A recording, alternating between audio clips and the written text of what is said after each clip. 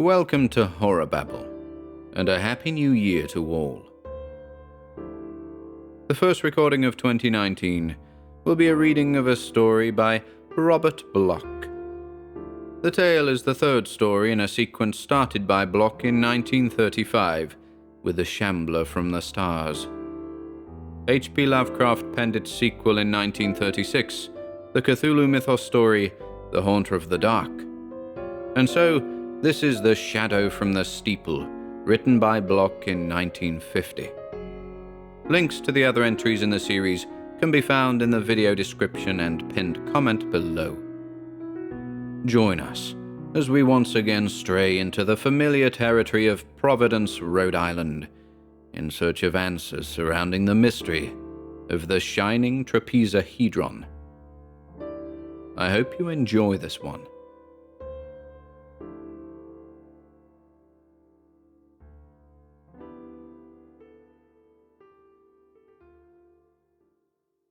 The Shadow from the Steeple by Robert Bloch.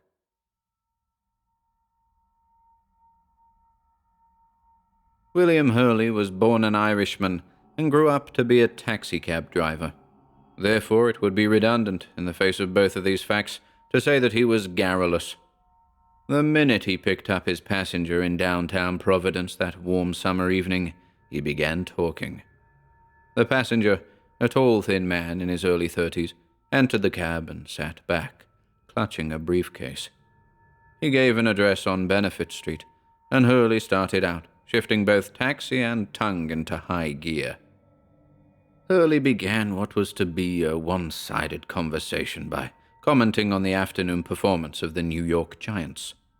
Unperturbed by his passenger's silence, he made a few remarks about the weather, recent, current, and expected. Since he received no reply, the driver then proceeded to discuss a local phenomenon, namely the reported escape that morning of 2 black panthers or leopards from the traveling menagerie of Langer Brothers Circus, currently appearing in the city. In response to a direct inquiry as to whether he had seen the beasts roaming at large, Hurley's customer shook his head. The driver then made several uncomplimentary remarks about the local police force and their inability to capture the beasts. It was his considered opinion that a given platoon of law enforcement officers would be unable to catch a cold if immured in an icebox for a year. This witticism failed to amuse his passenger, and before Hurley could continue his monologue, they had arrived at the Benefit Street address. 85 cents changed hands. Passenger and briefcase left the cab, and Hurley drove away. He could not know it at the time, but he thus became the last man who could or would testify to seeing his passenger alive. The rest is conjecture, and perhaps that is for the best. Certainly, it is easy enough to draw certain conclusions as to what happened that night in the old house on Benefit Street, but the weight of those conclusions is hard to bear. One minor mystery is easy enough to clear up: the peculiar silence and aloofness of Hurley's passenger. That passenger, Edmund Fisk of Chicago, Illinois, was meditating upon the fulfillment of 15 years of questing. The cab trip represented the last stage of this long journey, and he was reviewing the circumstances as he rode. Edmund Fisk's quest had begun on August the 8th, 1935, with the death of his close friend, Robert Harrison Blake of Milwaukee. Like Fisk himself at the time, Blake had been a precocious adolescent, interested in fantasy writing, and as such became a member of the Lovecraft Circle, a group of writers maintaining correspondence with one another and with the late Howard Phillips Lovecraft of Providence. It was through correspondence that Fisk and Blake had become acquainted. They visited back and forth between Milwaukee and Chicago, and their mutual preoccupation with the weird and the fantastic in literature and art served to form the foundation for the close friendship which existed at the time of Blake's unexpected and inexplicable demise. Most of the facts, and certain of the conjectures, in connection with Blake's death have been embodied in Lovecraft's story, The Haunter of the Dark, which was published more than a year after the younger writer's passing. Lovecraft had an excellent opportunity to observe matters, for it was on his suggestion that young Blake had journeyed to Providence early in 1935 and had been provided with living quarters on College Street by Lovecraft himself. So it was both as friend and neighbor that the elder fantasy writer had acted in narrating the singular story of Robert Harrison Blake's last months. In his story, he tells of Blake's efforts to begin a novel dealing with the survival of New England witch cults, but modestly omits his own part in assisting his friend to secure material. Apparently, Blake began work on his project and then became enmeshed in a horror greater than any envisioned by his imagination. For Blake was drawn to investigate the crumbling black pile on Federal Hill, the deserted ruin of a church that had once housed the worshippers of an esoteric cult. Early in spring, he paid a visit to the shunned structure, and there made certain discoveries which, in Lovecraft's opinion, made his death inevitable. Briefly, Blake entered the boarded-up Free Will Church and stumbled across the skeleton of a reporter from the Providence Telegram, one Edwin M. Lillibridge, who had apparently attempted a similar investigation in 1893. The fact that his death was not explained seemed alarming enough, but more disturbing still was the realization that no one had been bold enough to enter the church since that date and discover the body. Blake found the reporter's notebook in his clothing, and its contents afforded a partial revelation. A certain Professor Bowen of Providence had traveled widely in Egypt and, in 1843, in the course of archaeological investigations of the crypt of Nefernkar, had made an unusual find. Nefernkar is the forgotten pharaoh, whose name has been cursed by the priests and obliterated from official dynastic records. The name was familiar to the young writer at the time, due largely to the work of another Milwaukee author who had dealt with the semi-legendary ruler in his tale, Fane of the Black Pharaoh. But the discovery Bowen made in the crypt was totally unexpected. The reporter's notebook said little of the actual nature of that discovery, but it recorded subsequent events in a precise chronological fashion. Immediately upon unearthing his mysterious find in Egypt, Professor Bowen abandoned his research and returned to Providence, where he purchased the Free Will Church in 1844 and made it the headquarters of what was called the Starry Wisdom sect. Members of this religious cult, evidently recruited by Bowen, professed to worship an entity they called the Haunter of the Dark. By gazing into a crystal, they summoned the actual presence of this entity and did homage with blood sacrifice. Such, at least, was the fantastic story circulated in Providence at the time, and the church became a place to be avoided. Local superstition fanned agitation, and agitation precipitated direct action. In May of 1877, the sect was forcibly broken up by the authorities due to public pressure, and several hundred of its members abruptly left the city. The church itself was immediately closed, and apparently individual curiosity could not overcome the widespread fear which resulted in leaving the structure undisturbed and unexplored until the reporter, Lillibridge, made his ill-fated private investigation in 1893. Such was the gist of the story unfolded in the pages of his notebook. Blake read it, but was nevertheless undeterred in his further scrutiny of the environs. Eventually he came upon the mysterious object Bowen had found in the Egyptian crypt, the object upon which the Starry Wisdom worship had been founded, the asymmetrical metal box with its curiously hinged lid, a lid that had not been closed for countless years. Blake thus gazed at the interior, gazed upon the 4-inch red-black crystal polyhedron hanging suspended by 7 supports. He not only gazed at, but also into the polyhedron, just as the cult worshippers had purportedly gazed, and with the same results.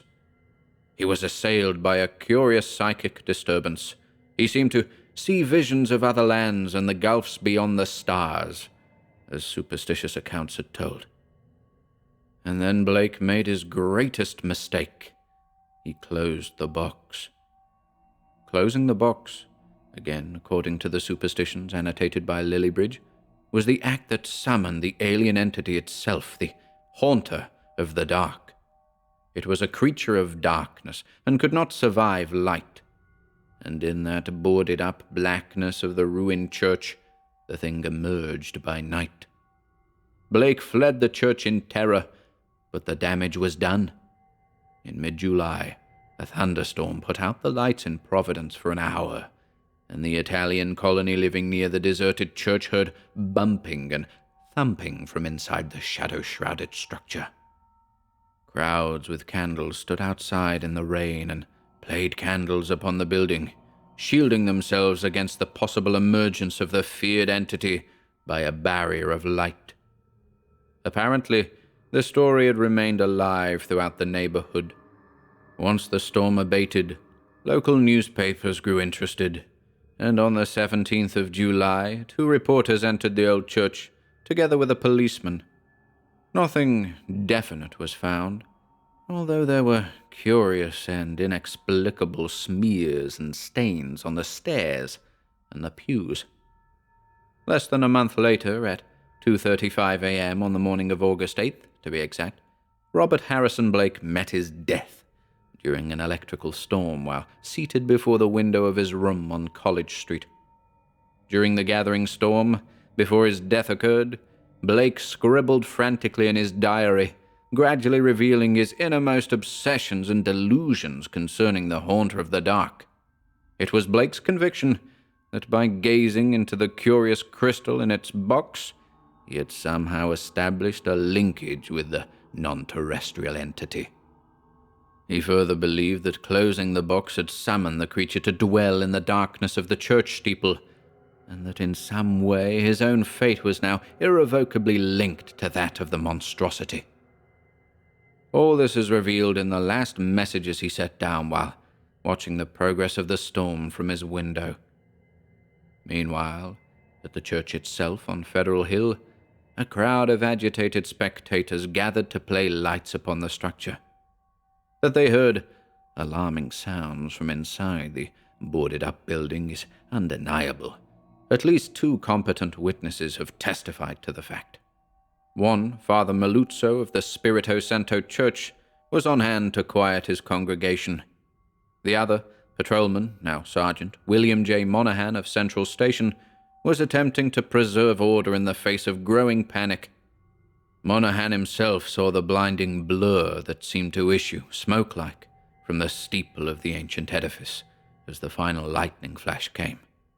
Flash, meteor, fireball, call it what you will, erupted over the city in a blinding blaze. Perhaps at the very moment that Robert Harrison Blake, across town, was writing, "Is it not an avatar of Nyarlathotep, who in antique and shadowy Kem even took the form of man?" A few moments later, he was dead. The coroner's physician rendered a verdict attributing his demise to electrical shock, although the window he faced was unbroken. Another physician, known to Lovecraft, quarreled privately with that verdict and subsequently entered the affair the next day. Without legal authority, he entered the church and climbed to the windowless steeple, where he discovered the strange, asymmetrical, was it golden, box, and the curious stone within.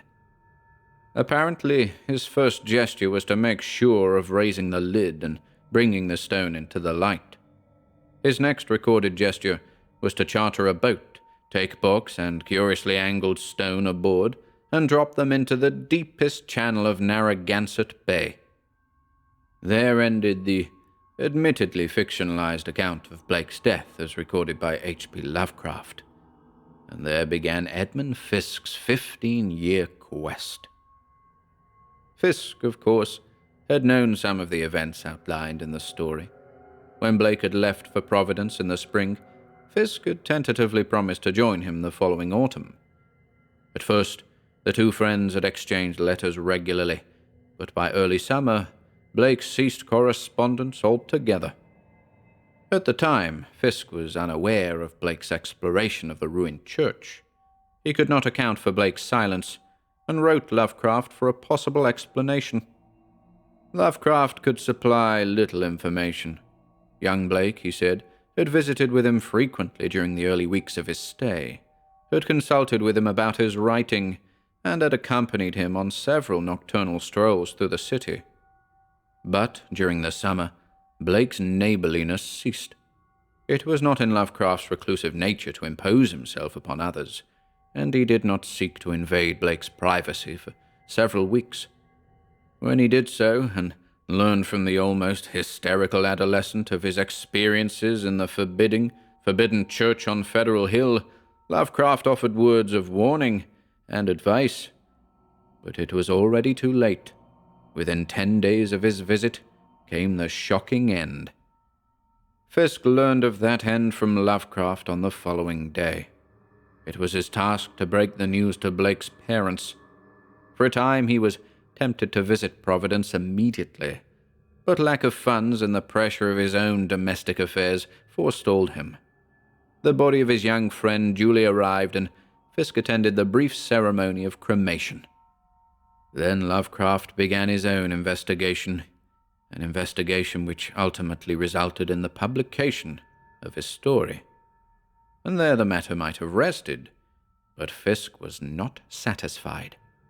His best friend had died under circumstances which even the most skeptical must admit were mysterious. The local authorities summarily wrote off the matter with a fatuous and inadequate explanation. Fisk determined to ascertain the truth. Bear in mind one salient fact. All three of these men, Lovecraft, Blake, and Fisk, were professional writers and students of the supernatural or the supranormal. All three of them had extraordinary access to a bulk of written material dealing with ancient legend and superstition. Ironically enough, the use to which they put their knowledge was limited to excursions into so-called fantasy fiction, but none of them, in the light of their own experience, could wholly join their reading audience in scoffing at the myths of which they wrote. For, as Fisk wrote to Lovecraft, the term myth, as we know, is merely a polite euphemism. Blake's death was not a myth, but a hideous reality. I implore you to investigate fully. See this matter through to the end, for if Blake's diary holds even a distorted truth, there is no telling what may be loosed upon the world. Lovecraft pledged cooperation, discovered the fate of the metal box and its contents, and endeavored to arrange a meeting with Dr. Ambrose Dexter of Benefit Street. Dr. Dexter, it appeared, had left town immediately following his dramatic theft and disposal of the shining Trapezohedron, as Lovecraft called it. Lovecraft then apparently interviewed Father Maluzzo and Patrolman Monahan, plunged into the files of the Bulletin, and endeavored to reconstruct the story of the Starry Wisdom sect and the entity they worshipped. Of course, he learned a good deal more than he dared to put into his magazine story. His letters to Edmund Fisk in the late fall and early spring of 1936 contain guarded hints and references to menaces from outside. But he seemed anxious to reassure Fisk that if there had been any menace, even in the realistic rather than the supernatural sense, the danger was now averted, because Dr. Dexter had disposed of the shining Trapezohedron, which acted as a summoning talisman. Such was the gist of his report, and the matter rested there for a time. Fisk made tentative arrangements early in 1937 to visit Lovecraft at his home, with the private intention of doing some further research on his own into the cause of Blake's death. But once again, circumstances intervened. For in March of that year, Lovecraft died. His unexpected passing plunged Fisk into a period of mental despondency, from which he was slow to recover. Accordingly, it was not until almost a year later that Edmund Fisk paid his first visit to Providence, and to the scene of the tragic episodes which brought Blake's life to a close. For somehow, always, a black undercurrent of suspicion existed. The coroner's physician had been glib. Lovecraft had been tactful. The press and general public had accepted matters completely. Yet Blake was dead, and there had been an entity abroad in the night. Fisk felt that if he could visit the accursed church himself, talk to Dr. Dexter and find out what had drawn him into the affair, interrogate the reporters, and pursue any relevant leads or clues, he might eventually hope to uncover the truth, and at least clear his dead friend's name of the ugly shadow of mental unbalance. Accordingly, Fisk's first step after arriving in Providence and registering at a hotel was to set out for Federal Hill and the ruined church. The search was doomed to immediate, irremediable disappointment, for the church was no more. It had been razed the previous fall, and the property taken over by the city authorities. The black and baleful spire no longer cast its spell over the hill. Fisk immediately took pains to see Father Maluzzo at Spirito Santo, a few squares away. He learned from a courteous housekeeper that Father Maluzzo had died in 1936, within a year of young Blake. Discouraged but persistent, Fisk next attempted to reach Dr. Dexter, but the old house on Benefit Street was boarded up. A call to the Physician's Service Bureau produced only the cryptic information that Ambrose Dexter, M.D., had left the city for an indeterminate stay. Nor did a visit with the city editor of the Bulletin yield any better result.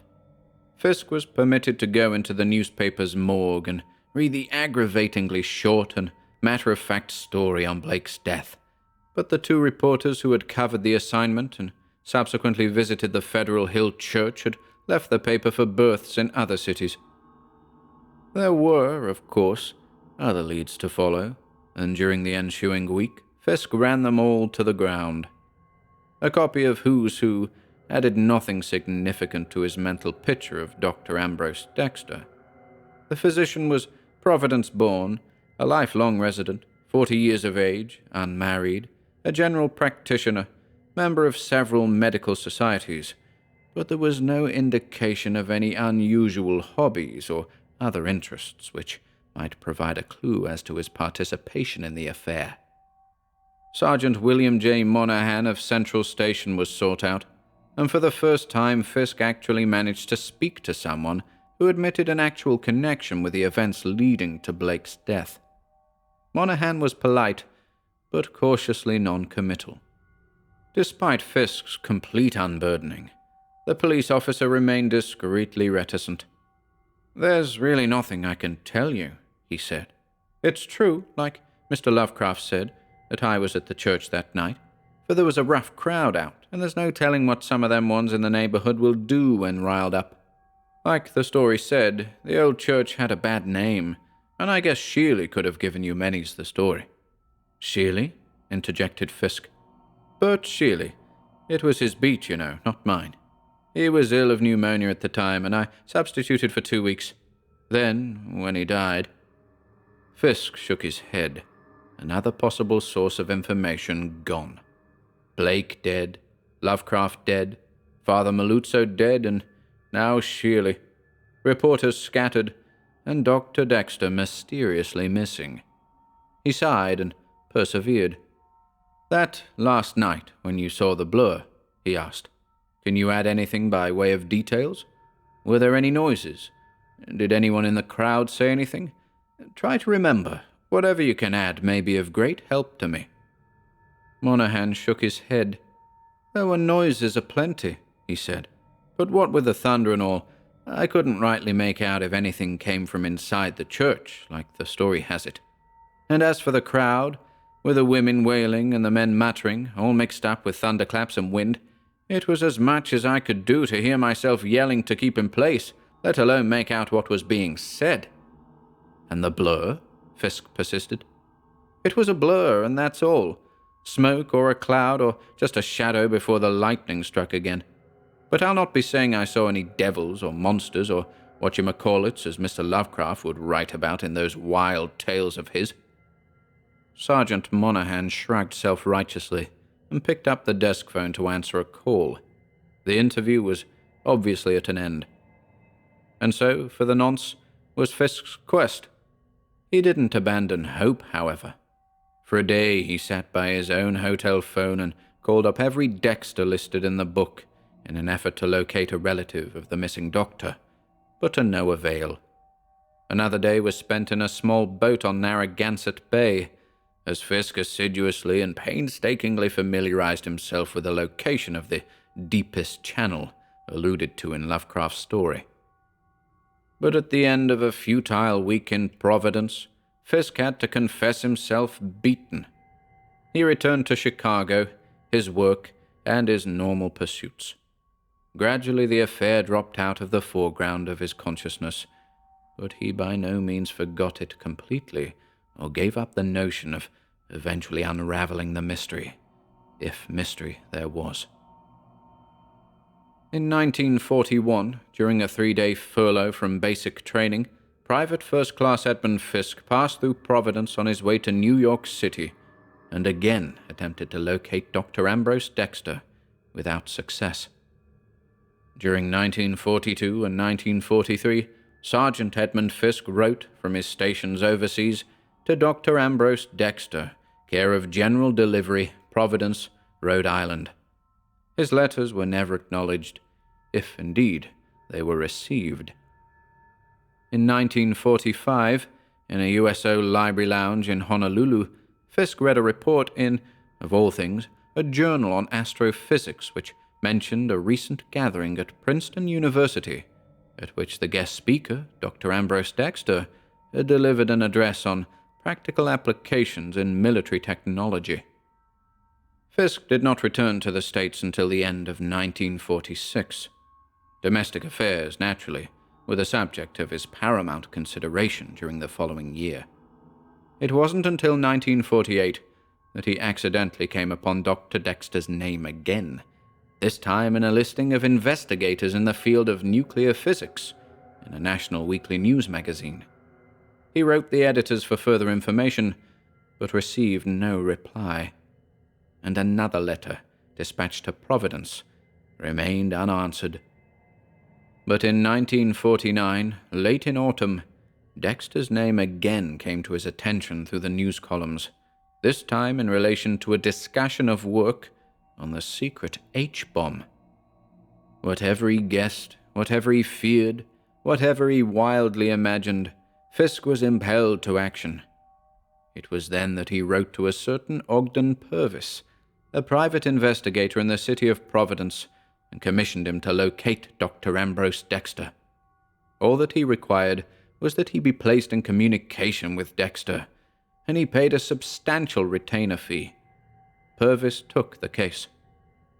The private detective sent several reports to Fisk in Chicago, and they were, at first, disheartening. The Dexter residence was still untenanted. Dexter himself, according to the information elicited from government sources, was on a special mission.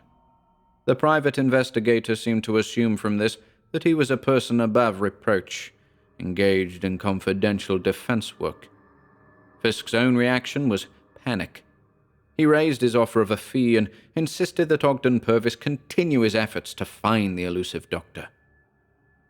Winter of 1950 came, and with it, another report. The private investigator had tracked down every lead Fisk suggested, and one of them led, eventually, to Tom Jonas. Tom Jonas was the owner of the small boat which had been chartered by Dr. Dexter one evening in the late summer of 1935, the small boat which had been rowed to the deepest channel of Narragansett Bay. Tom Jonas had rested his oars as Dexter threw overboard the dully gleaming, asymmetrical metal box with the hinged lid open to disclose the shining Trapezohedron. The old fisherman had spoken freely to the private detective. His words were reported in detail to Fisk via confidential report. Mighty peculiar was Jonas's own reaction to the incident. Dexter had offered him 20 smackers to take the boat out in the middle of midnight and heave this funny-looking contraption overboard. said there was no harm in it, said it was just an old keepsake he wanted to get rid of. But all the way out he kept staring at the sort of jewel thing set in some iron bands inside the box and mumbling in some foreign language, I guess. Oh, 'tweren't French or German or Italian talk either. Polish, maybe. I don't remember any words either. But he acted sort of drunk. Not that I'd say anything against Dr. Dexter, understand. Comes of a fine old family, even if he ain't been around these parts since, to my knowing. But I figured he was a bit under the influence, you might say. Else why would he pay me 20 smackers to do a crazy stunt like that? There was more to the verbatim transcript of the old fisherman's monologue, but it did not explain anything. He sure seemed glad to get rid of it, as I recollect. On the way back he told me to keep mum about it, but I can't see no harm in telling at this late date. I wouldn't hold anything back from the law. Evidently the private investigator had made use of a rather unethical stratagem, posing as an actual detective in order to get Jonas to talk. This did not bother Fisk in Chicago. It was enough to get his grasp on something tangible at last, enough to make him send Purvis another payment, with instructions to keep up the search for Ambrose Dexter. Several months passed in waiting. Then, in the late spring, came the news Fisk had waited for. Dr. Dexter was back. He had returned to his house on Benefit Street. The boards had been removed, furniture vans appeared to discharge their contents, and a manservant appeared to answer the door and to take telephone messages. Dr. Dexter was not at home to the investigator, or to anyone. He was, it appeared, recuperating from a severe illness contracted while in government service. He took a card from Purvis and promised to deliver a message, but repeated calls brought no indication of a reply. Nor did Purvis, who conscientiously cased the house and neighborhood, ever succeed in laying eyes upon the doctor himself, or in finding anyone who claimed to have seen the convalescent physician on the street.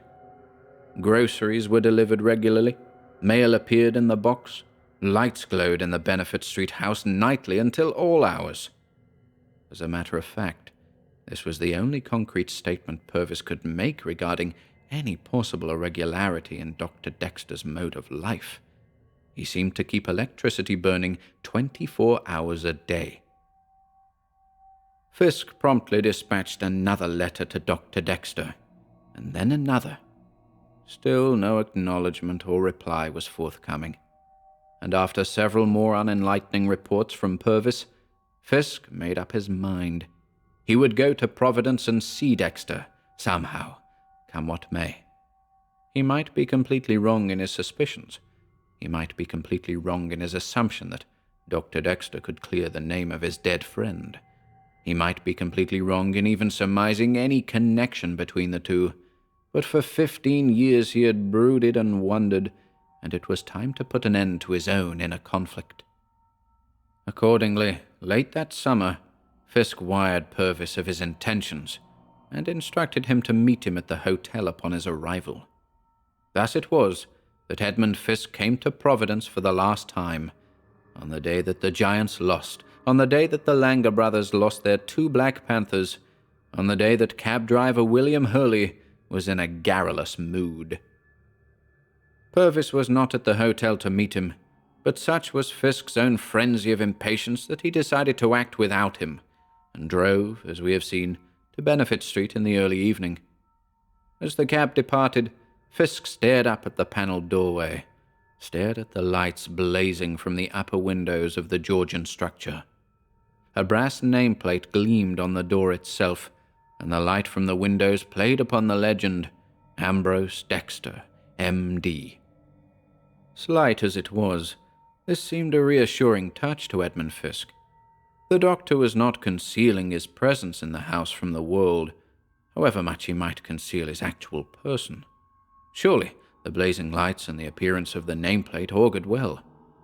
Fisk shrugged, rang the bell. The door opened quickly. A small, dark-skinned man with a slight stoop appeared and made a question of the word, "Yes?" "Dr. Dexter, please." "The doctor is not in to callers. He is ill. Would you take a message, please?" "Certainly." The dark-skinned servant smiled. "Tell him that Edmund Fisk of Chicago wishes to see him at his convenience for a few moments. I have come all the way from the Middle West for this purpose, and what I have to speak to him about would take only a moment or two of his time. Wait, please." The door closed. Fisk stood in the gathering darkness and transferred his briefcase from one hand to the other.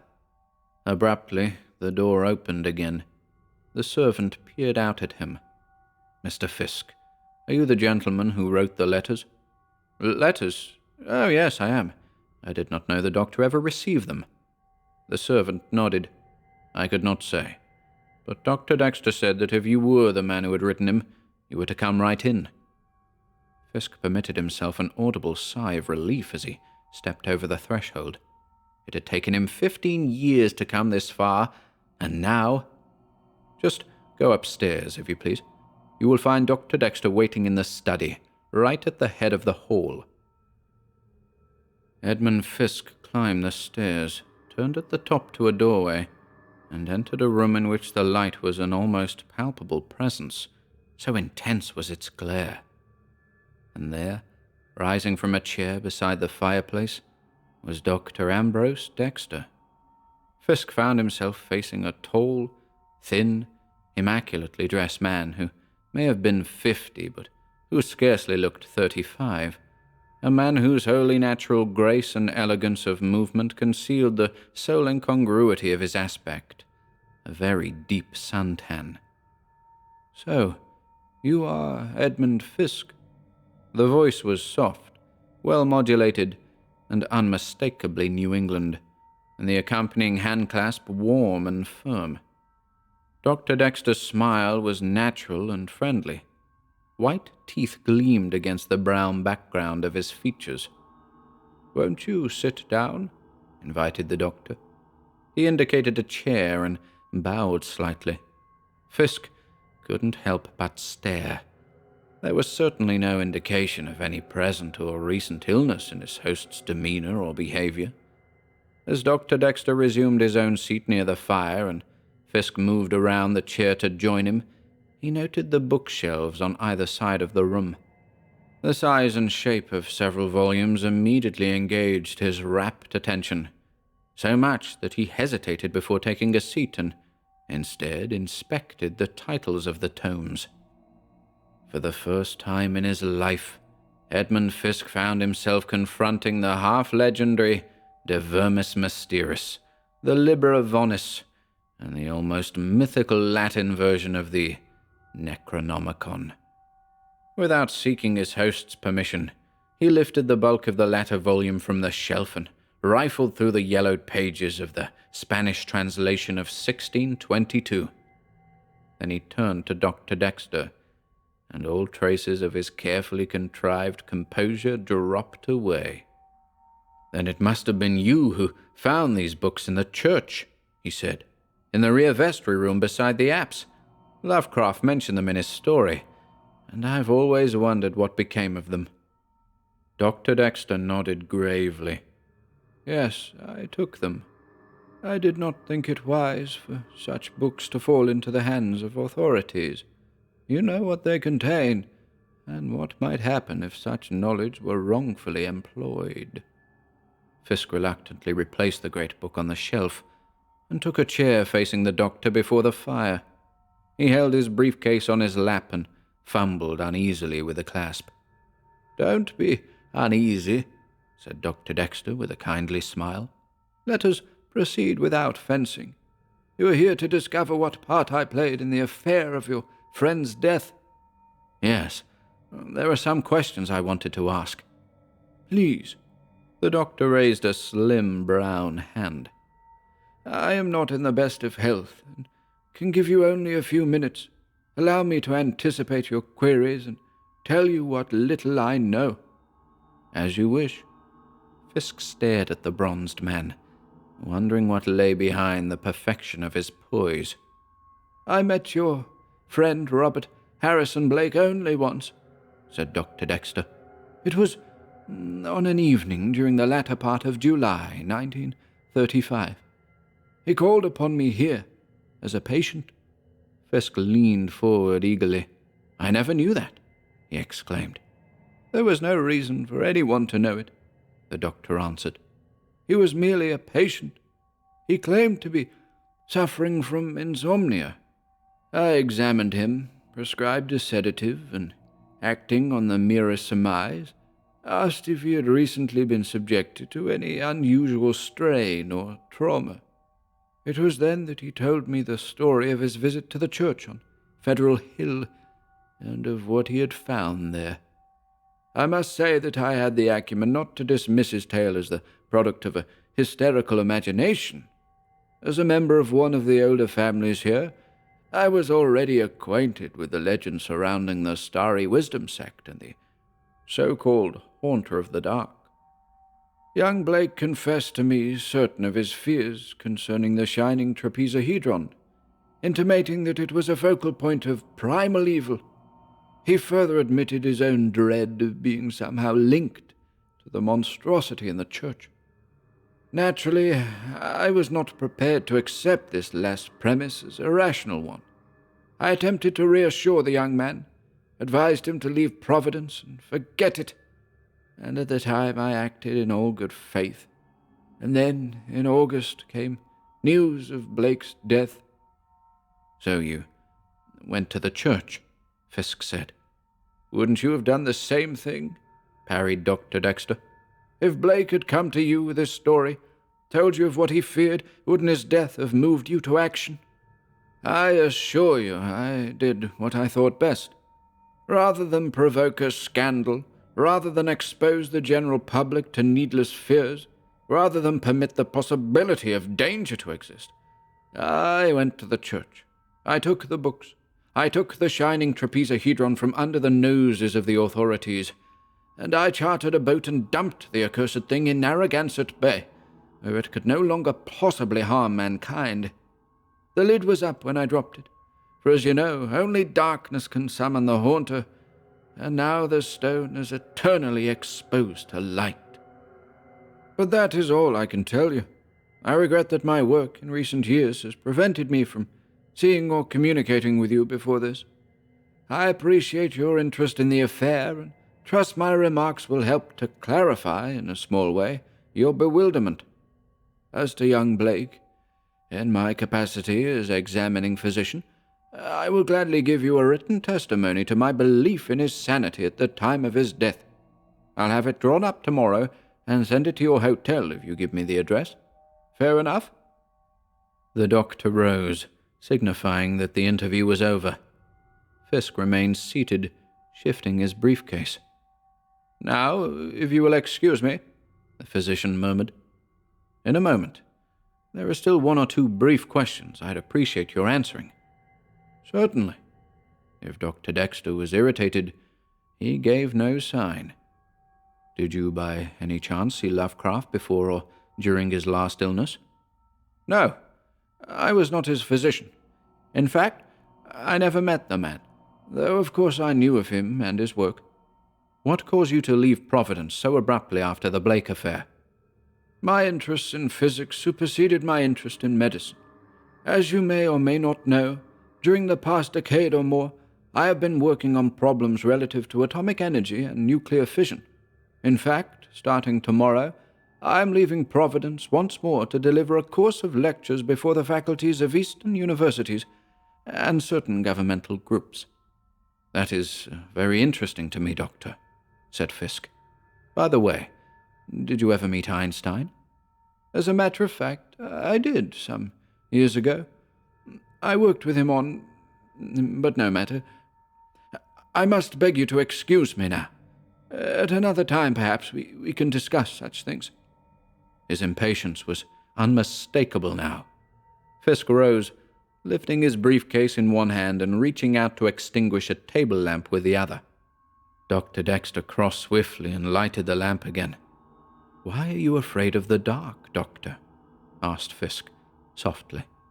"I am not For the first time, the physician seemed on the verge of losing his composure. "What makes you think that?" he whispered. "It's the shining Trapezohedron, isn't it?" Fisk continued. When you threw it into the bay, you acted too hastily. You didn't remember at the time that even if you left the lid open, the stone would be surrounded by darkness there at the bottom of the channel. Perhaps the haunter didn't want you to remember. You looked into the stone just as Blake did, and established the same psychic linkage. And when you threw the thing away, you gave it into perpetual darkness, where the haunter's power would feed and grow. That's why you left Providence, because you were afraid the haunter would come to you, just as it came to Blake, and because you knew that now the thing would remain abroad forever. Dr. Dexter moved towards the door. "I must definitely ask that you leave now," he said. "If you're implying that I keep the lights on because I'm afraid of the haunter coming after me, the way it did Blake, then you're mistaken." Fisk smiled wryly. "That's not it at all," he answered. "I know you don't fear that, because it's too late. The haunter must have come to you long before this, perhaps within a day or so after you gave it power by consigning the Trapezohedron to the darkness of the bay. It came to you, but unlike the case of Blake, it did not kill you. It used you. That's why you fear the dark. You fear it as the haunter itself fears being discovered. I believe that in the darkness you look different, more like the old shape, because when the haunter came to you, it did not kill but instead merged. You are the haunter of the dark." "Mr. Fisk, really?" "There is no Dr. Dexter. There hasn't been any such person for many years now. There's only the outer shell, possessed by an entity older than the world, an entity that is moving quickly and cunningly to bring destruction to all mankind. It was you who turned scientist and insinuated yourself into the proper circles, hinting and prompting and assisting foolish men into the sudden discovery of nuclear fission. When the first atomic bomb fell, how you must have laughed. And now you've given them the secret of the hydrogen bomb, and you're going to teach them more, show them new ways to bring about their own destruction. It took me years of brooding to discover the clues, the keys to the so-called wild myths that Lovecraft wrote about. For he wrote in parable and allegory, but he wrote the truth. He has set it down in black and white time and again, the prophecy of your coming to earth. Blake knew it at the last when he identified the haunter by its rightful name." "And that is?" snapped the doctor. "Nyarlathotep." The brown face creased into a grimace of laughter. "I'm afraid you're a victim of the same fantasy projections as poor Blake and your friend Lovecraft. Everyone knows that Nyarlathotep is pure invention, part of the Lovecraft mythos." "I thought so, until I found the clue in his poem. That's when it all fitted in. The haunter of the dark, your fleeing, and your sudden interest in scientific research. Lovecraft's words took on a new meaning. And at last from inner Egypt came the strange dark one to whom the fellas bowed." Fisk chanted the lines, staring at the dark face of the physician. "Nonsense! If you must know, this dermatological disturbance of mine is the result of exposure to radiation at Los Alamos." Fisk did not heed. He was continuing Lovecraft's poem. "That wild beast followed him and licked his hands. Soon from the sea a noxious birth began. Forgotten lands with weedy spires of gold. The ground was cleft, and mad auroras rolled down on the quaking cities of man, then crushing what he chanced to mold in play. The idiot chaos blew earth's dust away." Dr. Dexter shook his head. "Ridiculous on the face of it," he asserted. "Surely, even in your upset condition, you can understand that, man. The poem has no literal meaning. Do wild beasts lick my hands? Is something rising from the sea? Are there earthquakes and auroras? Nonsense! You're suffering from a bad case of what we call atomic jitters. I can see it now. You're preoccupied, as so many laymen are today, with the foolish obsession that somehow our work in nuclear fission will result in the destruction of the Earth. All this rationalization is a product of your imaginings." Fisk held his briefcase tightly. "I told you it was a parable. This prophecy of Lovecraft's. God knows what he knew or feared. Whatever it was enough to make him cloak his meaning. And even then, perhaps they got to him because he knew too much. They? They, from outside. The ones you serve. You are their messenger, Nyarlathotep. You came, in linkage with the shining Trapezohedron, out of inner Egypt, as the poem says. And the fellas, the common workers of Providence who became converted to the Starry Wisdom sect, bowed before the strange Dark One they worshipped as the Haunter.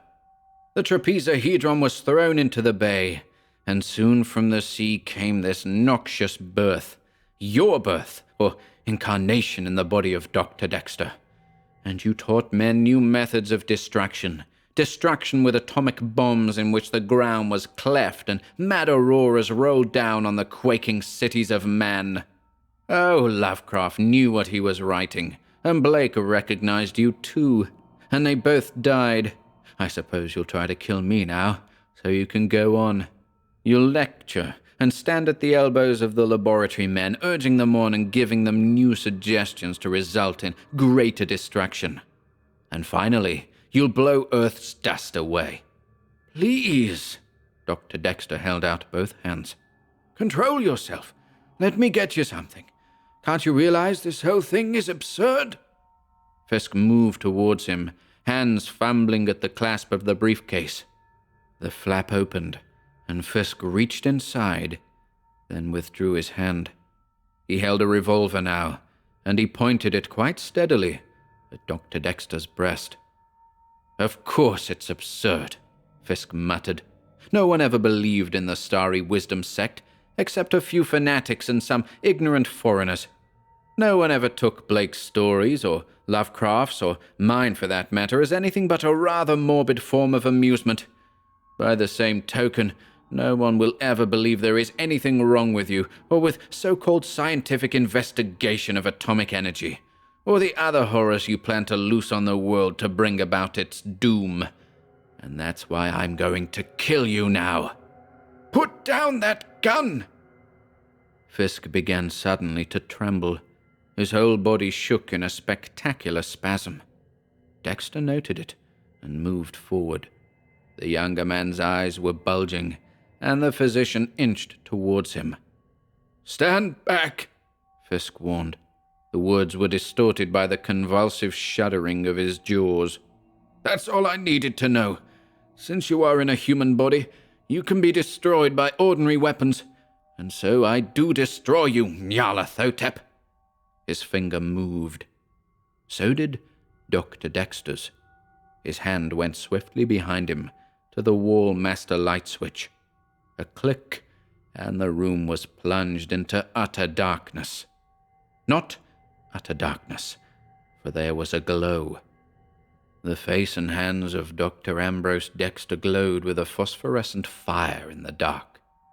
There are presumably forms of radium poisoning which can cause such an effect, and no doubt Dr. Dexter would have so explained the phenomenon to Edmund Fisk, had he the opportunity. But there was no opportunity.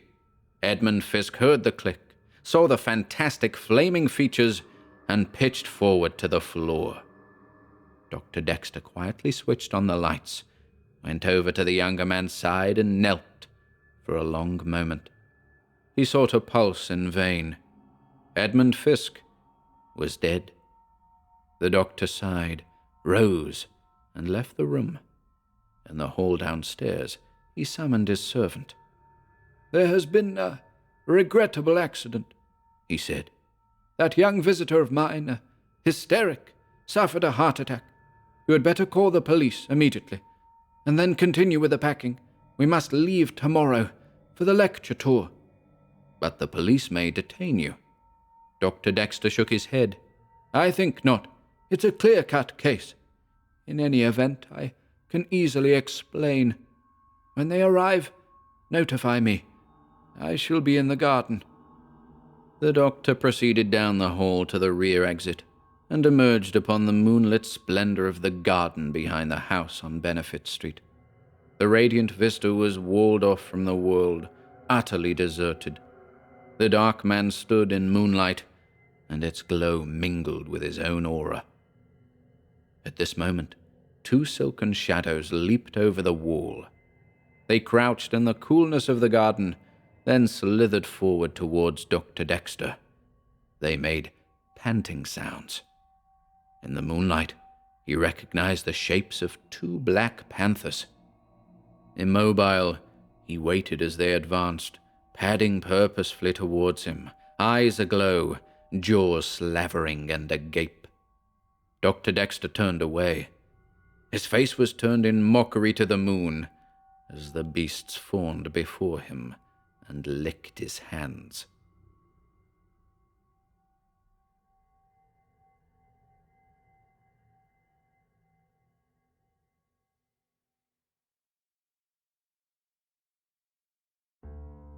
Thank you for listening today. If you'd like to support our work here at HorrorBabble, be sure to check out the video description below, where you'll find links to our Bandcamp and Patreon pages, our merch store over at Teespring, and further information relating to our releases on Audible, iTunes, and Spotify. And until next time,